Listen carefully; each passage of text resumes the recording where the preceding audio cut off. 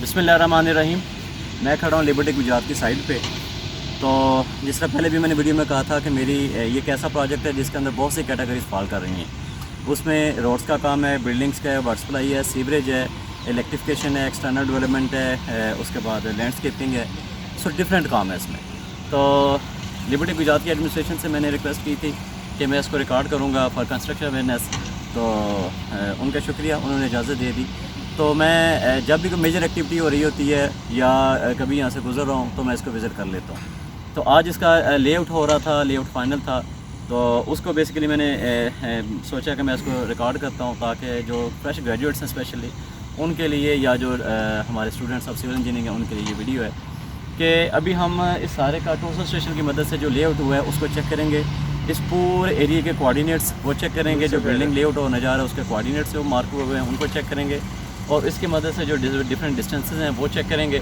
और इसके साथ साथ ये कि जो बिल्डिंग के राइट एंगल हैं, उसके जो सेंटर टू सेंटर पॉइंट्स हैं, इन सारी चीज़ों को जो है वो चेक करेंगे। वो ये उसी बिल्डिंग का हम जिसका लेआउट चेक कर रहे थे, उधर से हमने इसके कोऑर्डिनेट्स चेक किए हैं और टोटल स्टेशन की मदद से, और कोऑर्डिनेट्स के बाद फिर हम इसका इंटरनल जो डिस्टेंस है 40 फीट है इसका डिस्टेंस सेंटर टू सेंटर, और ये 40 फीट इसका डिस्टेंस है वो पूरा है।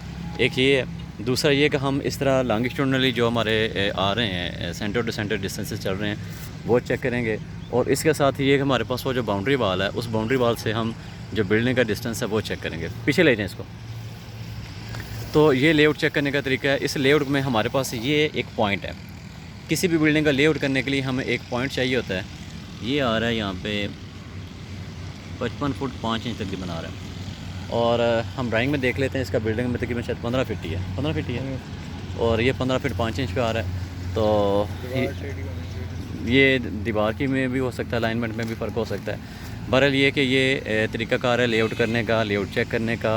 अगर हम थर्डोलाइट की मदद से कर रहे होते हैं या मैनुअली कर रहे होते तो हमने बिल्डिंग से या किसी जगह से एक रेफरेंस पॉइंट लेना था।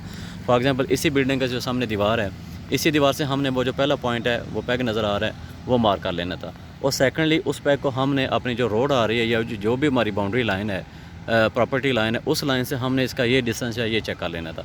और इस पॉइंट को या इस पॉइंट को इसको बेस बना के फिर हमने आगे चलते जाना था अपनी ड्राइंग के मुताबिक। जो जो हमारे पॉइंट्स आ रहे हैं सेंटर टू सेंटर हमने डिस्टेंस जो है मार्क करने जाने थे।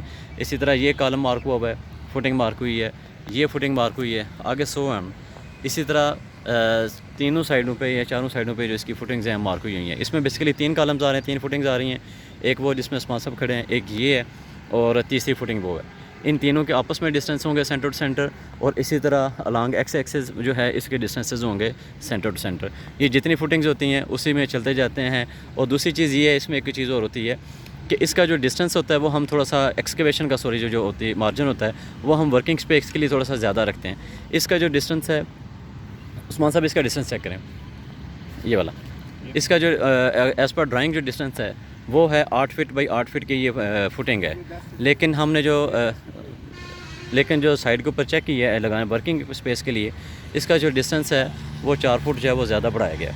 ये 2 साइड 2 फुट उस तरफ और 2 फुट जो इस तरफ, ये वर्किंग स्पेस होती है ताकि जो शटरिंग लग जाए या जो लेबर होती है उसका अपनी वर्किंग स्पेस के लिए इसको थोड़ा सा ज़्यादा किया जाता है।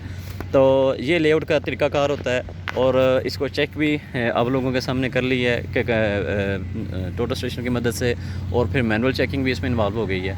तो ये लर्निंग है, और इसी प्रोजेक्ट के ऊपर मैं खड़ा हूँ। तो वही फिर बात है दोबारा से कि इंशाल्लाह मेरी कोशिश होगी कि हर स्टेप जो है इसका उसको रिकॉर्ड करके, शूट करके, बेहतरीन तरीके से सादा अल्फाज में एक्सप्लेन करके वो आप लोगों तक कन्वे कर सकूँ।